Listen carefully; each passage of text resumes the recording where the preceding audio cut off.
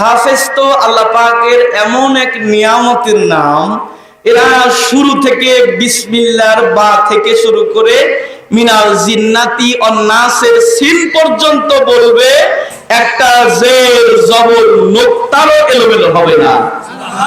তাহলে আল্লাহ তাদের এই সিনাটাকে কিভাবে চয়েস করেছে হিসাব করেন। আল্লাহ পাক বলেন ওই কথাটাই, আমি কোরআনকে নাজিল করেছি, কোরআন হিফাজতের দায়িত্ব আমি আল্লাহর। আর এই কোরআনের সংস্পর্শে যারা এসেছে তারাই সম্মানিত হয়েছে। যেমন আমার পূর্বের আলোচক উনি বলতেছিলেন, কোরআন যে ব্যক্তি কোরআনের সংস্পর্শে এসেছে সে সম্মানিত হয়েছে। হযরত উমর উনি কোরআনের সংস্পর্শে আসলো, ওনার সম্মান আরো বেড়ে গেল। আবু জেহেল ওই সমাজের নেতা ছিল, কিন্তু আবু জেহেল যিনি আবুল হাকাম বলতো যাকে বলা হতো, এই ব্যক্তি আবু জাহেল হয়ে গেল, মূর্খদের পিতা হয়ে গেল, শুধুমাত্র কোরআনের সাথে বেয়াদবি করার কারণে। এখন আমার আলোচনা সংক্ষিপ্ত, সেটা হলো যে আল্লাহর হাবিব আবার বলেছেন, এই কথাটার ব্যাখ্যা উনি নিজেও স্পষ্টভাবে বলেছেন, খায়রুকুম মান তাআল্লামাল কুরআনা ওয়া আল্লামা। রাসূল বলেন, তোমাদের মধ্যে সর্বোত্তম ব্যক্তি হলো সে যে কোরআন শেখে এবং অপরকে শিক্ষা দেয়।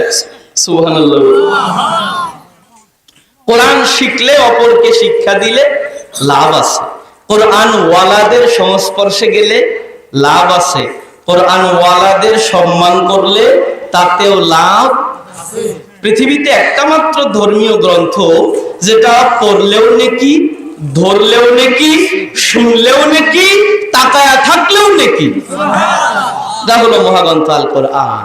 আর জীবন্ত কোরআন হলো হাফেজে কোরআন, এরা জীবন্ত কোরআন, এদের দিকে তাকালেও সওয়াব আছে। সুবহানাল্লাহ বলে। মক্কার গভর্নর তদানীন্তন সময়ে নাম ছিল আব্দুর রহমান ইবনে আব্দুল মালিক। এখন গভর্নর বোঝেন কিনা আপনারা, এটাকে আমাদের গ্রাম্য ভাষায় আমরা বলি হলো, কি বলি আমরা, মেয়র, পৌর মেয়র যেটাকে বলা হয়। আব্দুর রহমান ইবনে আব্দুল মালিক এই লোকটা আল্লাহ ভীরু মানুষ ছিল।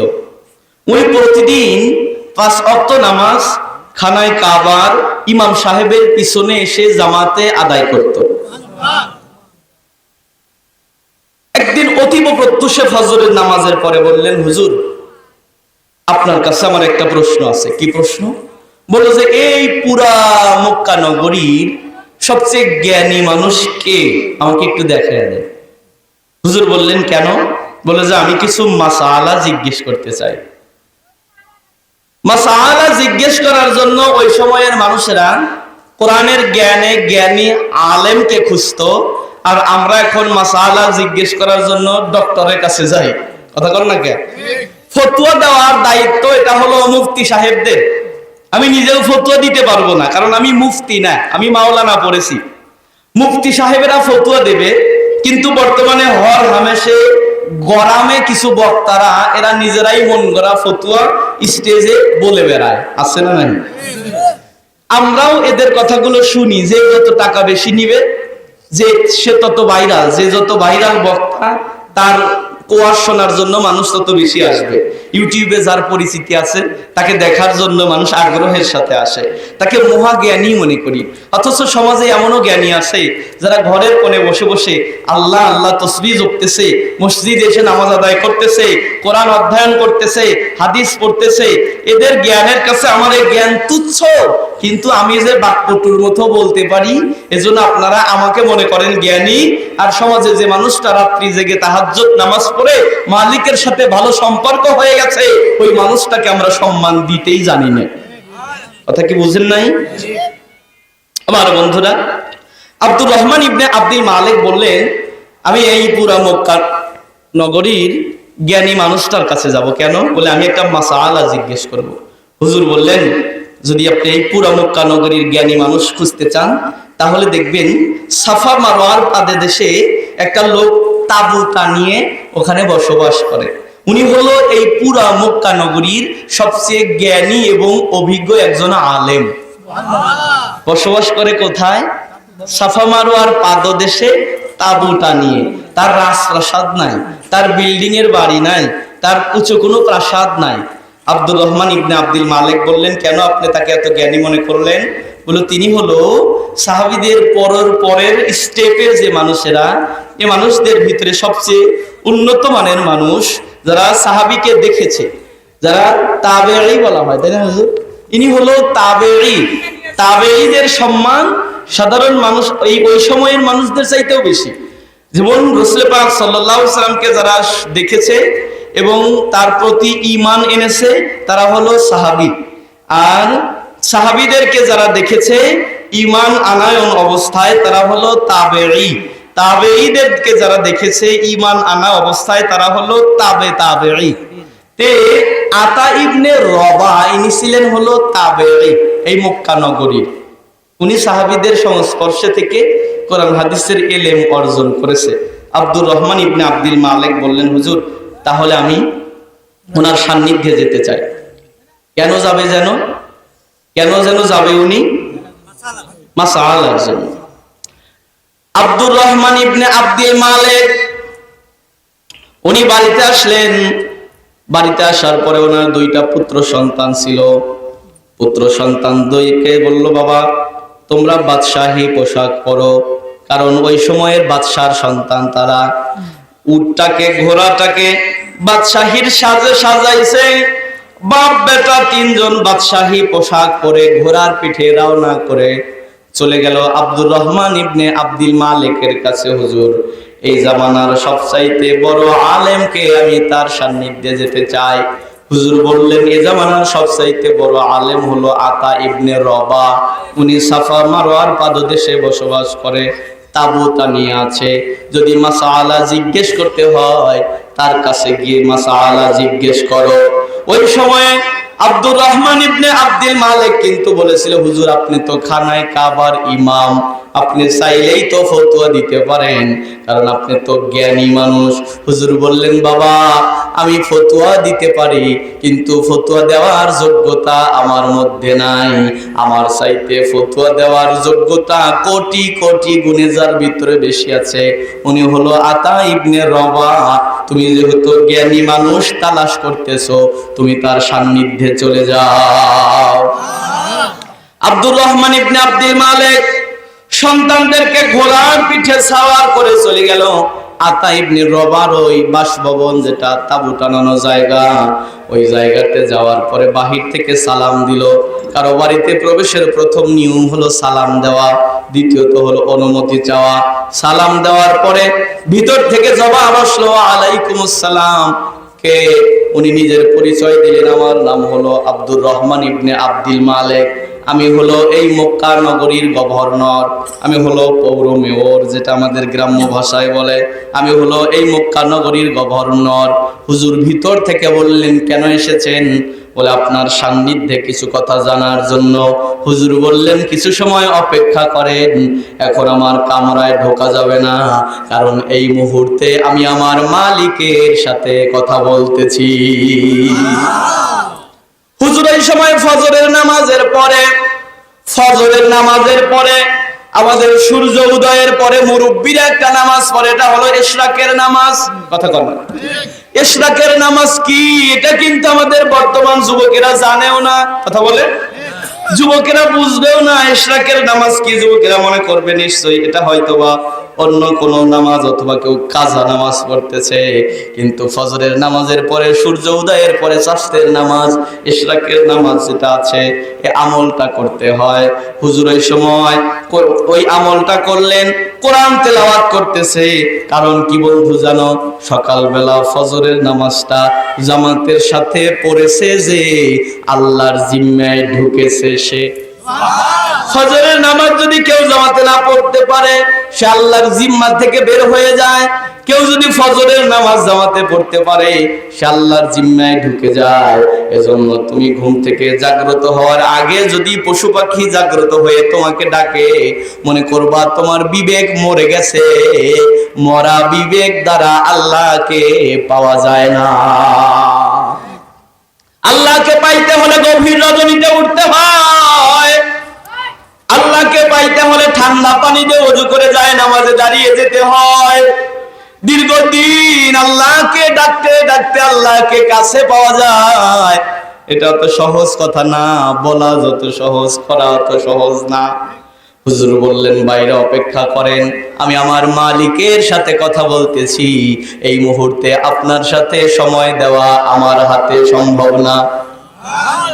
হুজুর নামাজ আদায় করলেন, সকালবেলা শুরু করতেছে কোরআন তেলাওয়াত দ্বারা। কোরআন তেলাওয়াত দ্বারা সকাল শুরু হয়ে গেল। নামাজ আদায় করলেন, কোরআন তেলাওয়াত করলেন। প্রায় ঘন্টা খানেক সময় ওই জামানার গভর্নর বাইরে তার সন্তানকে নিয়ে দাঁড়িয়ে আছে। 1 ঘন্টা পরে অথবা আরো একটু পরে হুজুর বললেন এবার ভিতরে আসেন। আব্দুর রহমান ইবনে আব্দুল মালিক উনি একা ভিতরে প্রবেশ করলেন। সালাম দিয়ে ভিতরে যাওয়ার পরে বললেন হুজুর একটা অনুমতি চাই। কি অনুমতি? বলে আমার সন্তান 2টা আমার সাথে এসেছে, যদি অনুমতি দেন আমি আমার সন্তান 2টাকে ভিতরে ঢুকাতাম। আদব কাকে বলে মুসলমান? দেখো আদব কাকে বলে। উনি ভিতরে ঢুকে বললেন হুজুর আমার 2টা পুত্র সন্তানকে আমি নিয়ে এসেছি আপনার কাছ থেকে কিছু মকবুলের দোয়া নেওয়ার জন্য, যদি অনুমতি দেন সন্তান 2টাকে আমি ভিতরে ঢুকাতে পারি। হুজুর বললেন অনুমতি দেয়া হলো। উনি বাহিরে আসলেন, সন্তান 2টাকে ডেকে বললেন বাবা ইনি কিন্তু একজন আলেম, একজন আলেমের মর্যাদা কি জানো?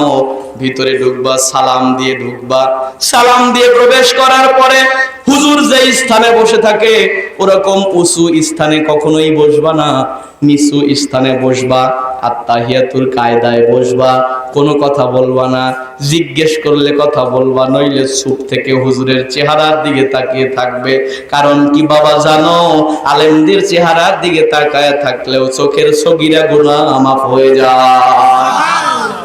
তারা সন্তানকে শিখাইছে আলেমের মর্যাদা কি, কিন্তু আমরা বর্তমানে সন্তানকে এটা শিখাই না যে একটা আলেমের মর্যাদা কি। যার কারণে আমাদের সন্তানেরা হুজুরও মানে না, খেজুরও মানে না, মুরব্বিও মানে না, সবার সামনেই বিড়ি টানে। আর সমাজে অনেক মুরব্বী মানুষ এখনো আছে যাদের একটু বদ অভ্যাস আছে এই সিগারেট ধরানো।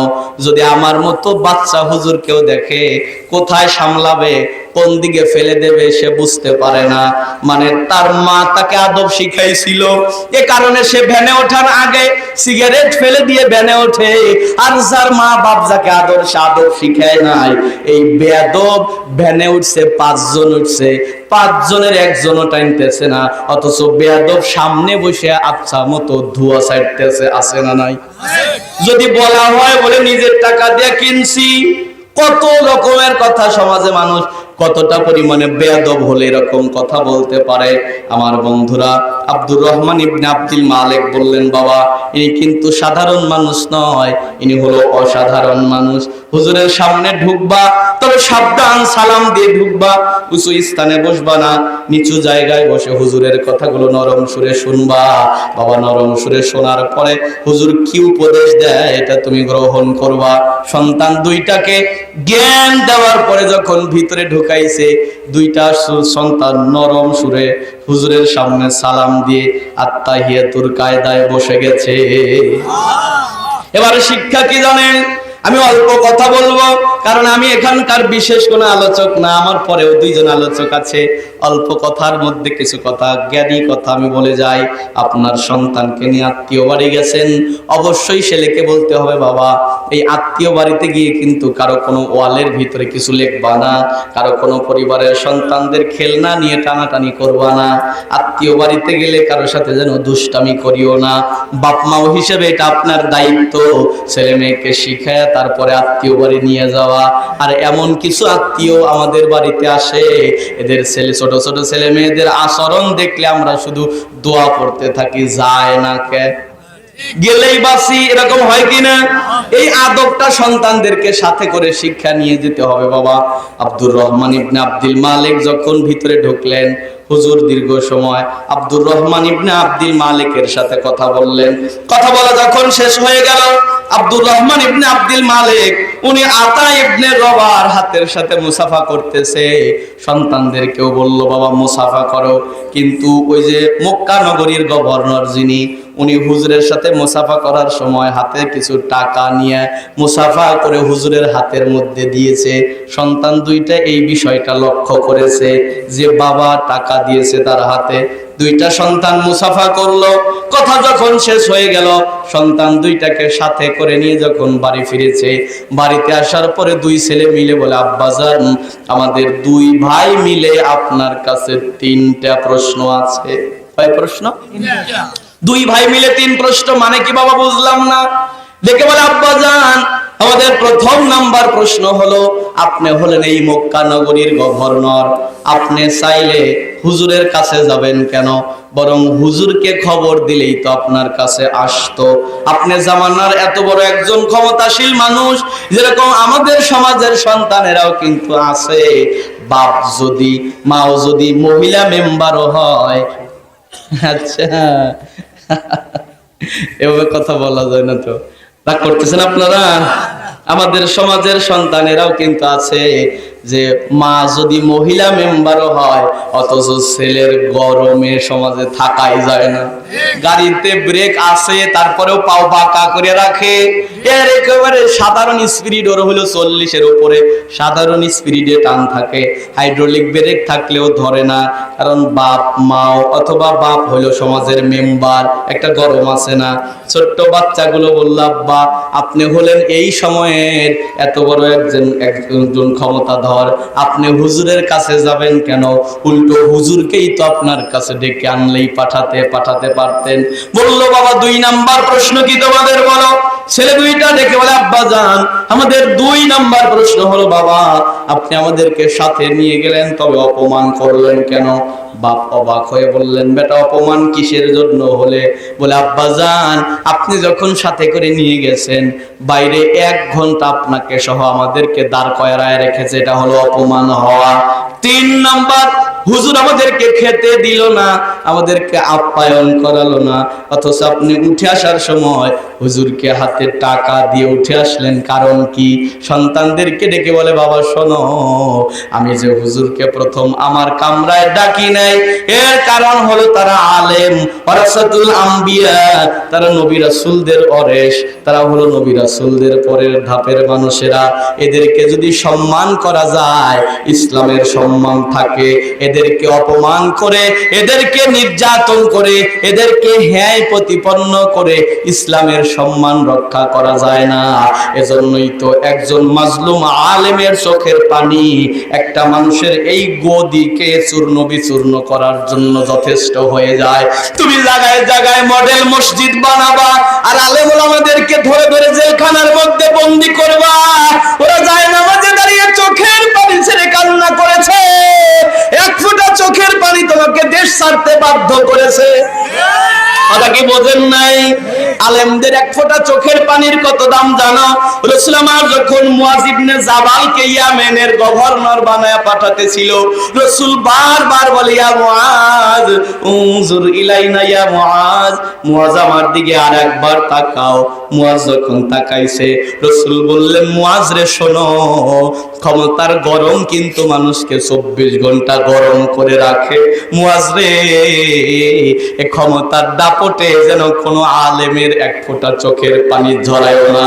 যদি ফজরের নামাজ কেউ আদায় করে থাকে, ও কিন্তু আল্লাহর জিম্মায় ঢুকেছে, ওর সাধারণ একটা ভুল হয়েছে, তুমি ওকে অপমান করবা, আল্লাহ কিন্তু সহ্য করবে না। মুয়াজ রে শোনো, একটা মাজলুম মানুষের 1 ফোঁটা চোখের পানি তোমার এই সিয়ারকে ধ্বংস করার জন্য যথেষ্ট হয়ে যাবে। এজন্য মুয়াজ, মাজলুমের বদদোয়া থেকে বেঁচে থাকো, কারণ মাজলুমের এই বদদোয়া আর আল্লাহর আরশের মাঝখানে কোনো পর্দা থাকে না। সন্তানদেরকে ডেকে বলল, বাবা শোনো, এরা হলো আলেম, আলেমদেরকে সম্মান করলে ইসলামের সম্মান থাকে, আলেমদেরকে অপমান করে ইসলামের মর্যাদা রক্ষা করা যায় না বাবা। এরা হলো আলেম। আর আলেমদের সম্মান করলেই ইসলামের সম্মান থাকে।